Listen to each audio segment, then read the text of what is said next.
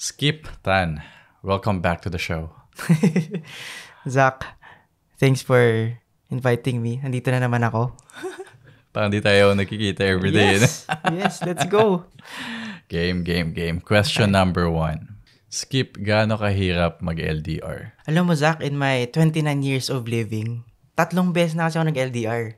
First LDR ko nung girlfriend ko nung high school and college.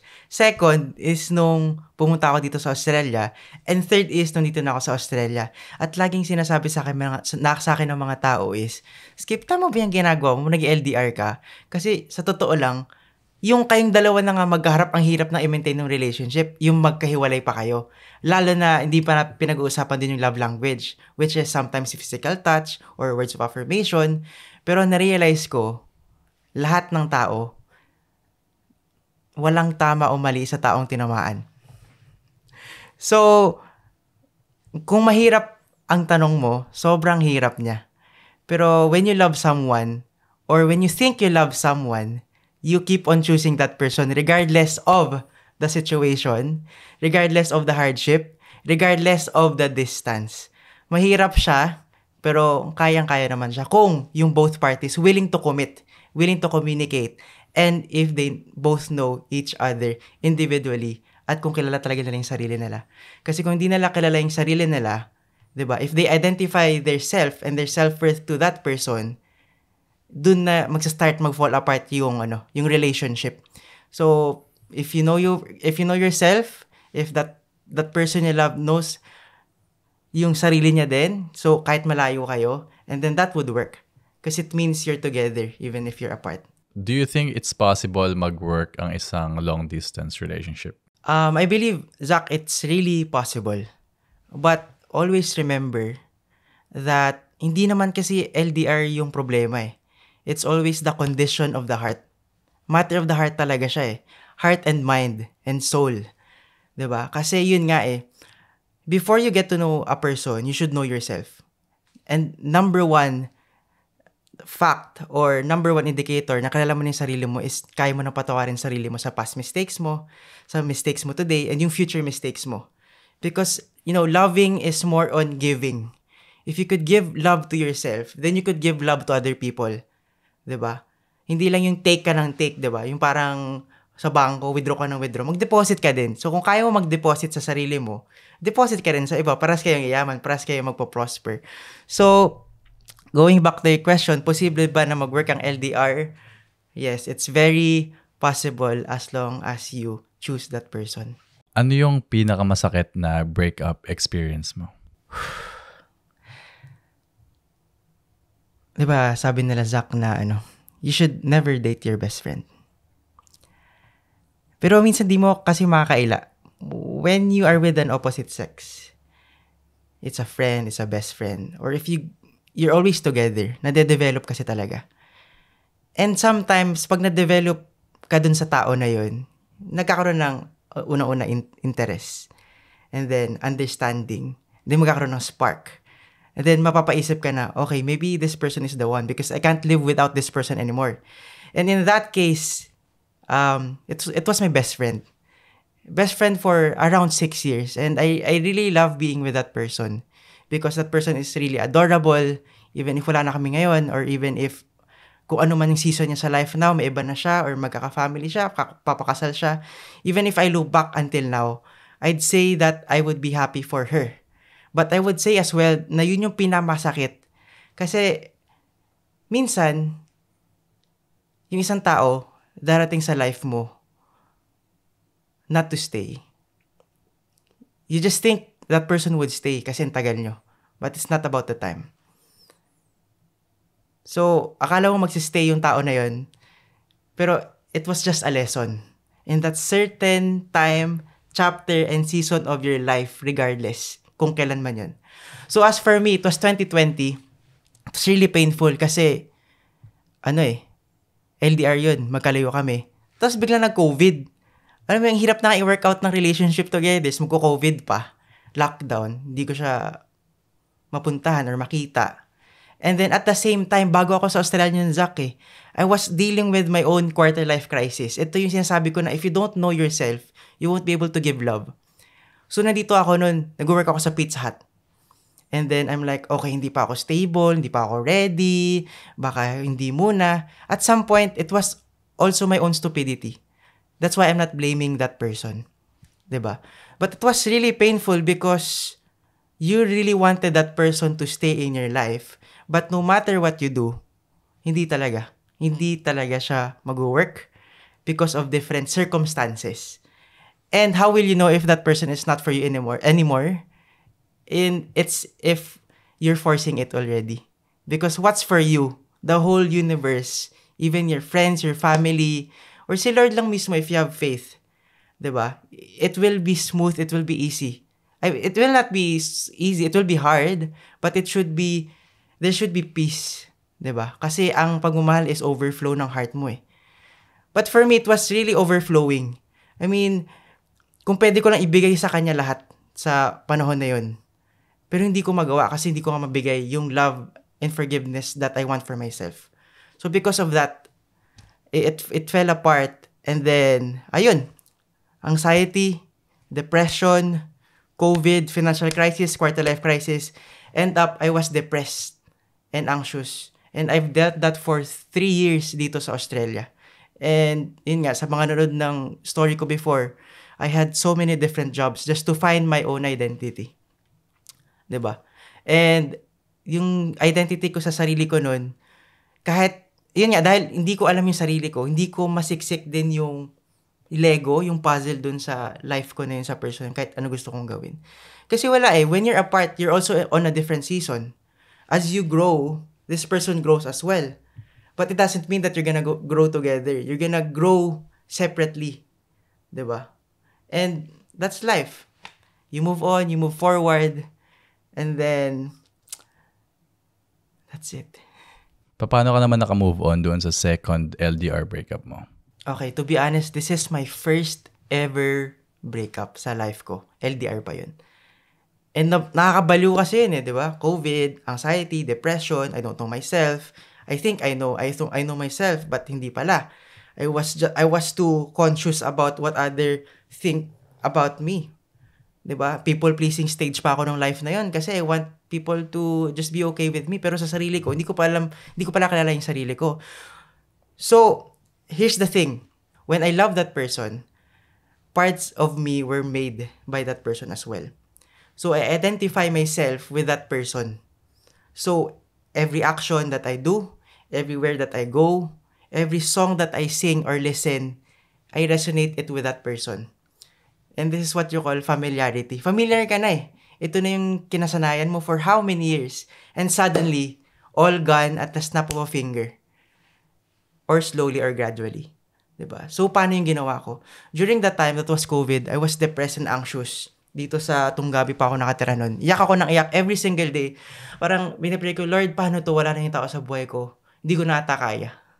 Hindi ko na kaya. Na parang, come on, Skip, there's more to life than love. Or come on, Skip, there's more things you can do. 'Di ba? So, ang ginawa ko nun, singer kasi ako. And then, I had so much emotions na hindi ko na siya kaya, hindi ko na alam kung saan ko sa ilalagay. 'Di ba? Gusto ko siyang yakapin eh, pero hindi ko naman siya mayakap. So, as a singer, through my words and my mind, YouTube ako. Inaral ko yung gitara sa YouTube. 3 chords lang, G, C, A, D. And through that, play lang ako ganun. Bored na bored talaga ako. Tapos, hirap mag-move on. Sobrang miss ko na siya. Mahal ko siya. Ano nangyari? And then I started playing the guitar slowly. And then nakabuo ako ng song. And then, first song, second song, third song, fourth song, and every season of that chapter, trying my best to save that relationship. Hoping that someday, baka kami talaga. Pero hindi. So, yung song 1, 2, and 3, and 4, naging, from single, naging album na siya. So, guys, kung titingnan nyo sa Spotify, search nyo Skip Tan, yung 4 na song na yun, it's because of the overflow of my heart for that person. Regardless of what I felt, the pain, the happiness, and everything. And to be honest, I'm very thankful for that experience because I grew as a person. I think I became more mature. And I know na yung responsibility ng isang lalaki in a relationship. And there's one thing there was one issue. I had 13 years of commitment issues. Hindi ko kaya mag-commit Takot ako Takot ako kasi sa mga what ifs, baka ganito, baka hindi ko kaya magmahal.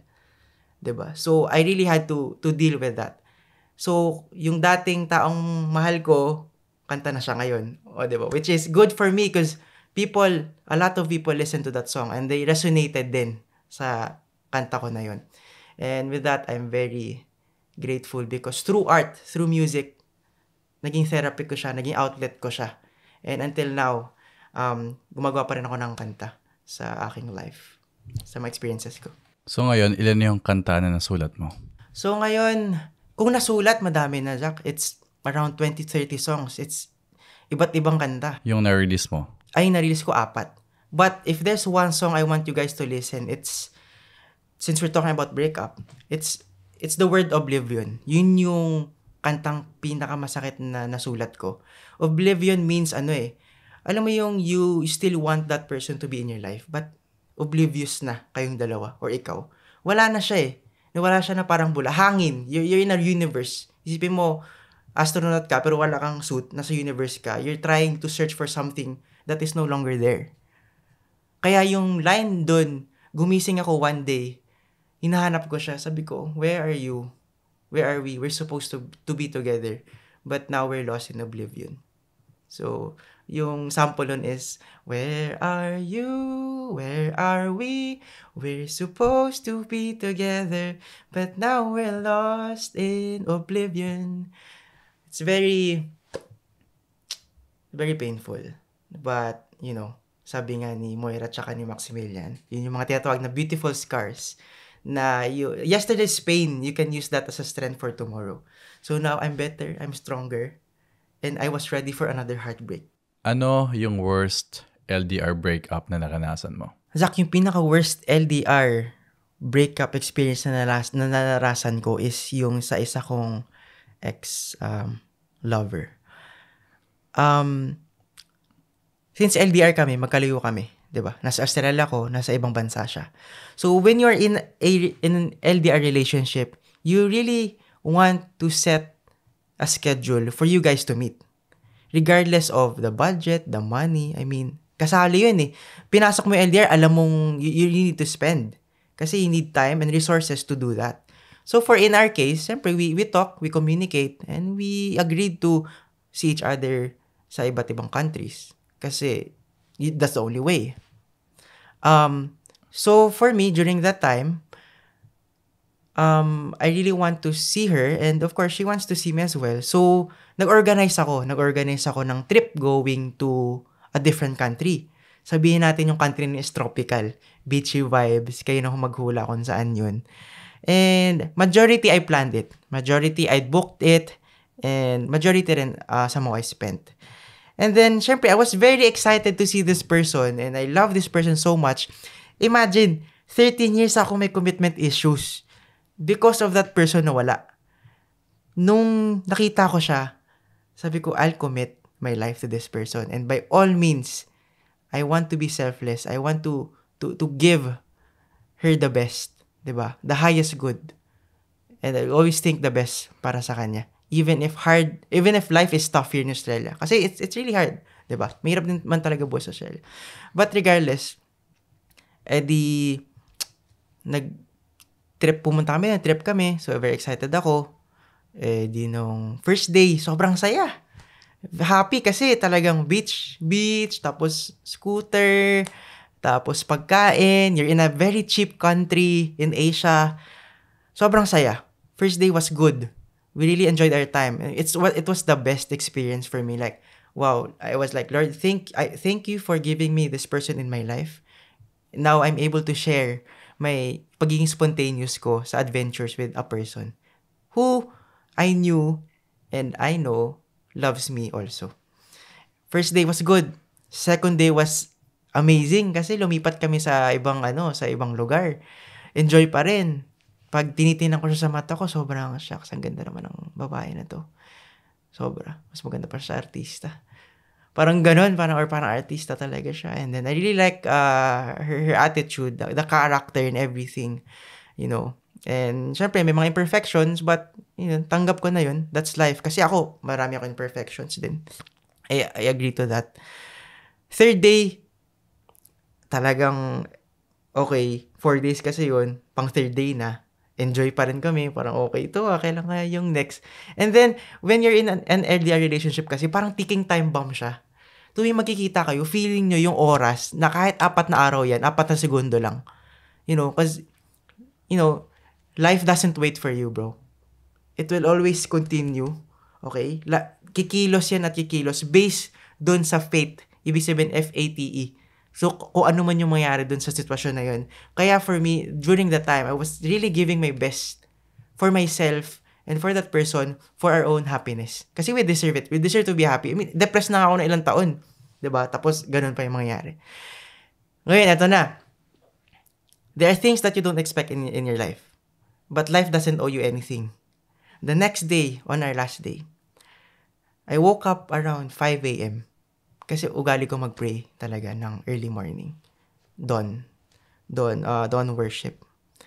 Paglabas ko, pagising ko, CR ako, lumabas ako ng villa. Pray ako dun. But there was already an anxiety inside my heart. Something is not right. Gusto ko pa matulog kasi bakasyon yun Pero hindi na ako nakatulog. Bumalik ako after 40 minutes. Napapalpitate na ako. I try to sleep. Ngayon, pagising ko, syempre, hinawakan ko siya. And I said, "So, kamusta ka?" In a very subtle way. And then, umupo siya. And then, that person looked at me.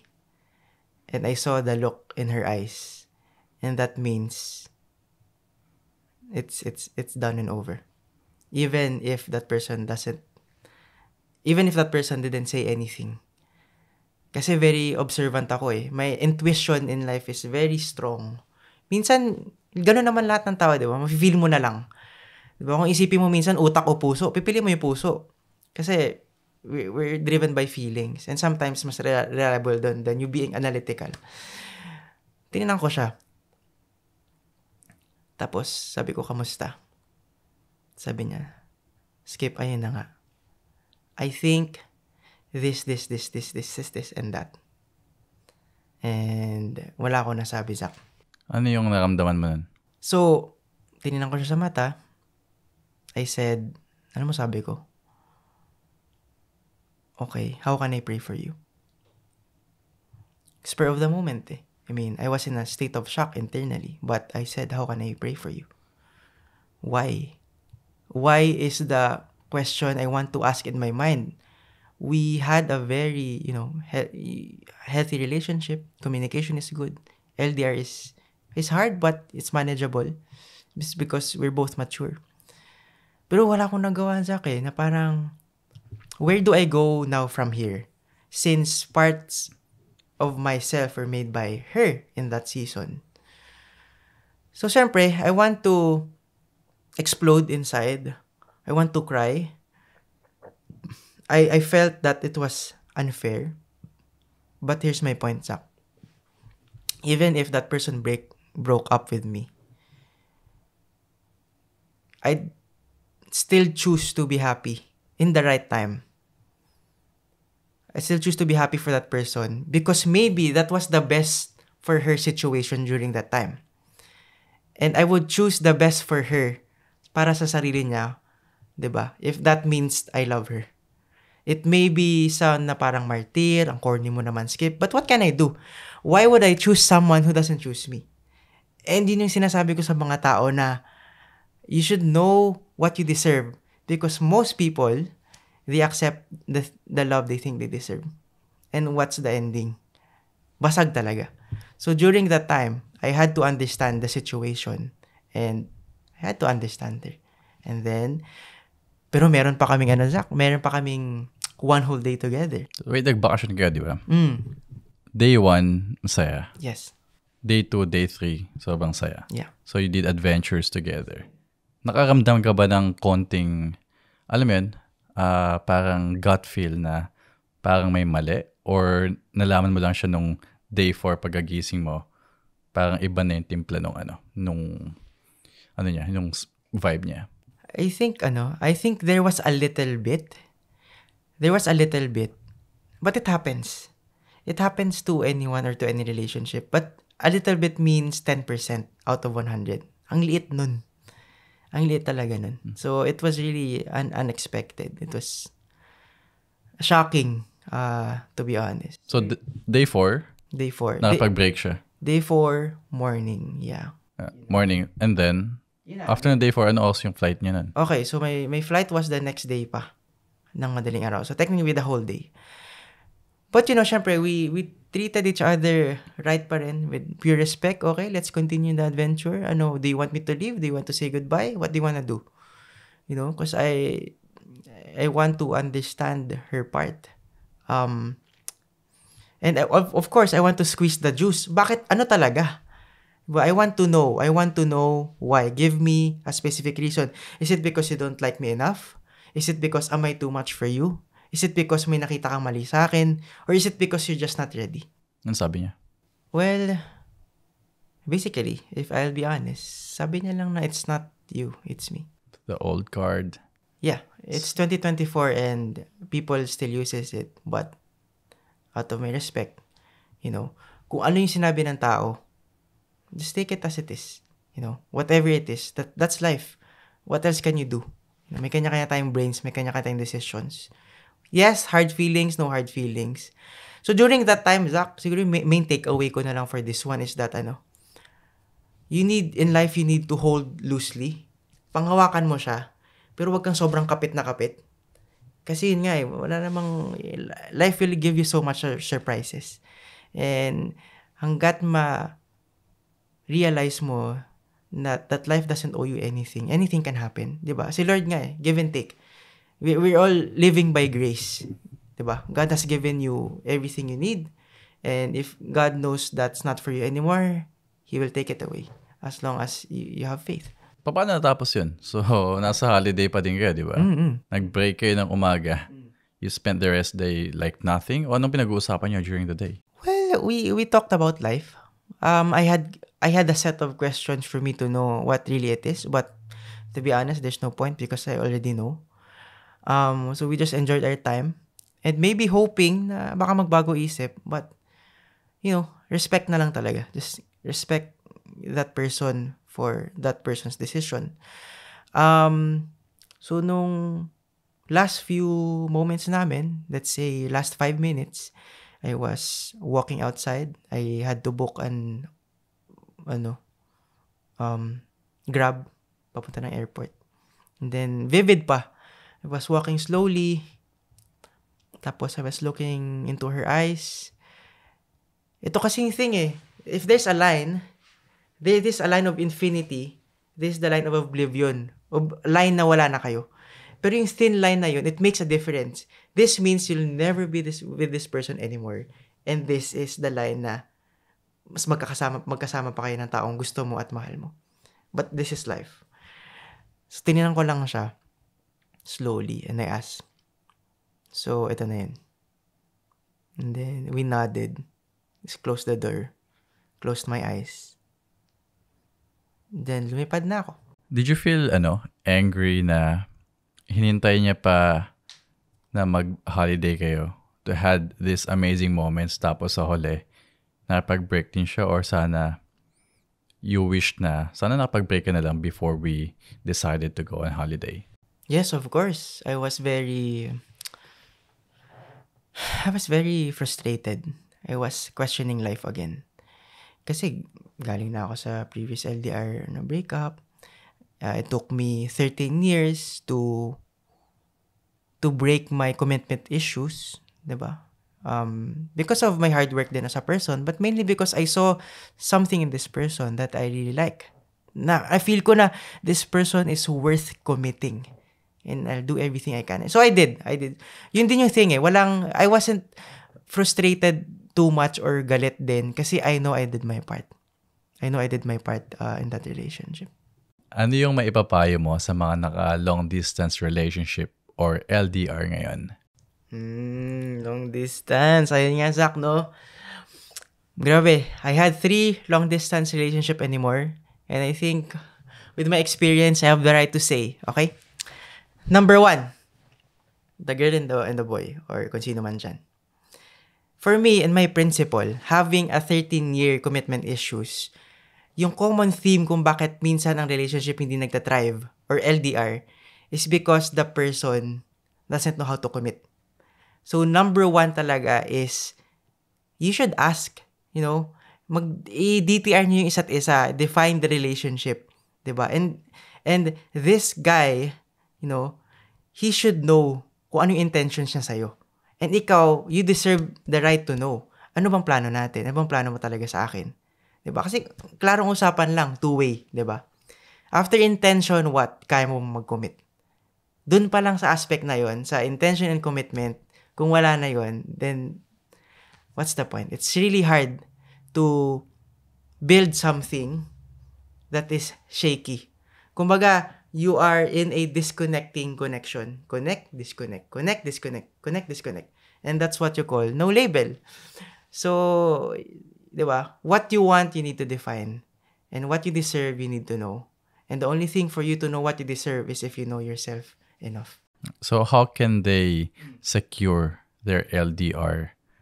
Ano yung mga things they need to understand, things they need to communicate well bago sila maghiwalay, mag-LDR. Hindi bago mag-break up, bago sila mag-LDR. Sila pa din, LDR. Okay.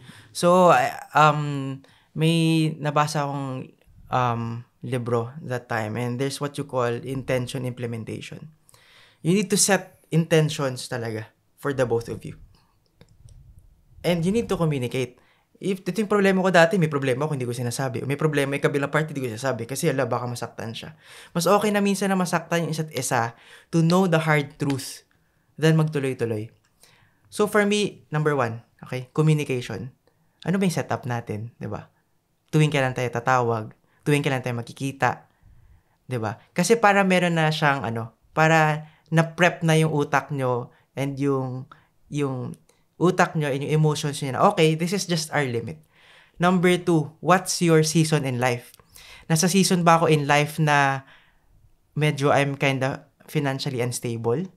Diba? Kasi it's another problem in life eh. Baka yung LDR is not sustainable for you guys and you're just a ticking time bomb and then mawawala lang din. But it's case to case naman sa ibang relationship. Number 3 is that you need to compromise based on the career of that person. Kasi yun nga eh, you need to be a support to each other, not be against each other. So pag sinabi ko, I have work 9 to 5, respect that person. O pag sa gabi naman, I'm with my family, respect that person. But you need to set a time na kailangan nyo mag-usap na dalawa. Okay? And siguro, lastly, you need to know how to live na mag-isa lang kayo while your person is apart. Okay? Kasi because of that, kung independent kayo with each other, 100% and 100%, pag pinagsama kayo, di ba? 100%. Kung 50-50, hati-hati pa rin kayo individually, pag pinagsama kayo, hati pa rin siya. So, that's it. Skip Tan, thanks again for being on the show. Zach, thank you. I hope my experience, personal experiences would help people na nasa LDR relationship na makatulong yun sa kanila. For sure. Kung may tanong sila, message lang nila ako. Kung gusto nila ako usapin, I'm available and ready to mingle. Single si Skip Tan. Single and ready to mingle. Bumble. Available sa Bumble. Hindi. Ano tayo dito? Ano DM tayo? lang. Organic. DM lang. Organic. DM lang kayo Instagram. At Skip Tan. Instagram, Facebook, Skip a minute. Promote pa. Alright. Good night.